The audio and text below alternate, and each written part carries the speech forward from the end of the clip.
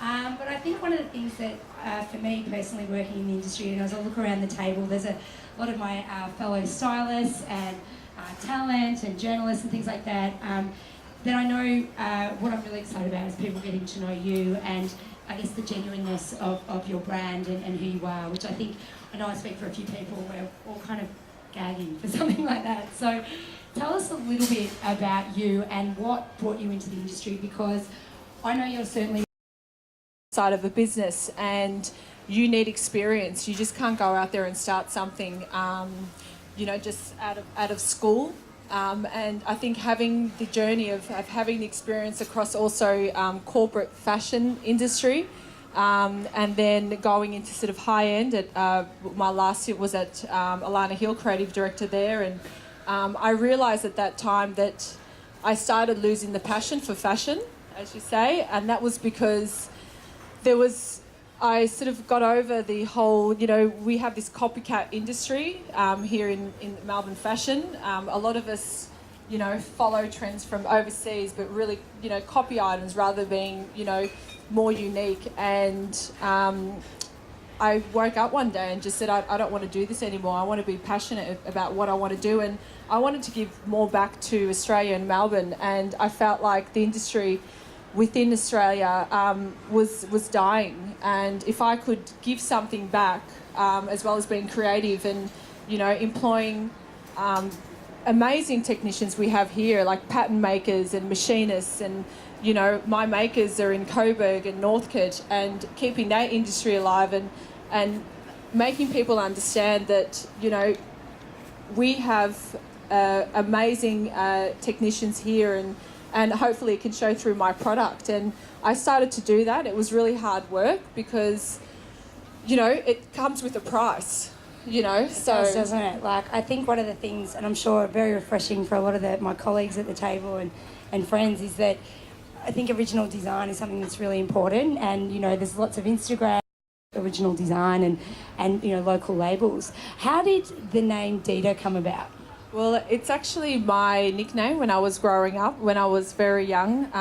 My nephew could not say my name, Dimitria, which a majority of the times when I did introduce myself, everyone had to ask me 2 or 3 times, what was your name? And he came out with DIIDA, so it stuck. So my family started calling me that, and I thought, well, it kind of sounds better to say DIIDA as a label than Dimitria Papafotiou. I think it was... I think it was more catchy. All right, my maiden name was Gandolfo. It doesn't get more soprano than that. Yeah. So I started with that, and I think what was most important is I wanted to incorporate my heritage and also what I was proud of. I am Australian born, but my parents were born in Greece, and a part of the design and the elements of my logo design is the key to the city, which is the original architectural design of Greek architecture. We've got a bit of we'll wait for that.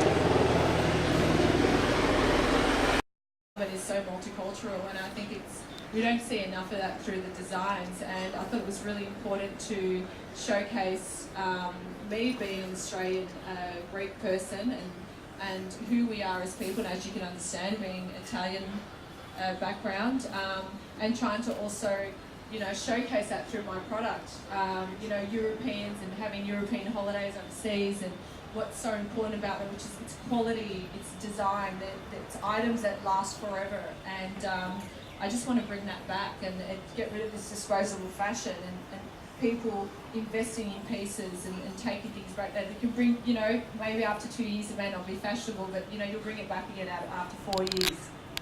And in terms of the collection you've got now, obviously for me, I love a bit of black and white, so there's no question when you said, do you want to wear something? I'm like, done, I don't have to think about it.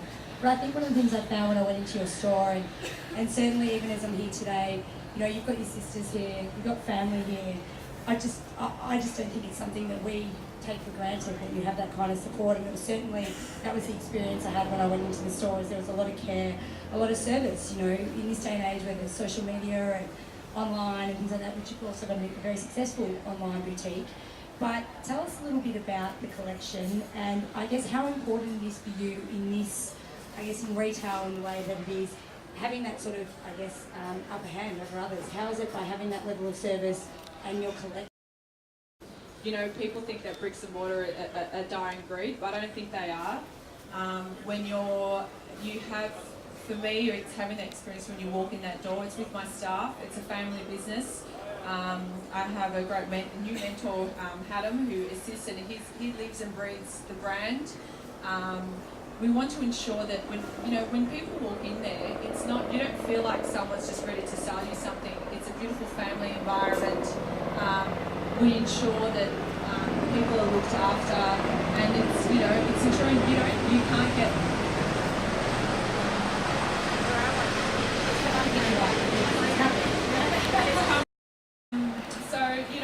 What inspires me with the collection again, having inspired from my background and that's all right. I went overseas recently, and I am a bit of a glam girl, as you can tell, and Europeans love to be glamorous, and I kind of want to bring that back. It's all about the whole beautiful French stripes and silver and all the really beautiful expensive fabrics, the cashmere jackets, and bringing, I think we kind of tend to go back to being casual, and I wanted to bring back a bit of that glamour. You're using natural fibres, which is really important. I know they're expensive, but they make you feel good, they look good, and they last a really long time. And also bringing unique designs. I feel like there's too many people are looking the same, and sometimes you need to take that chance just to showcase something different. And everybody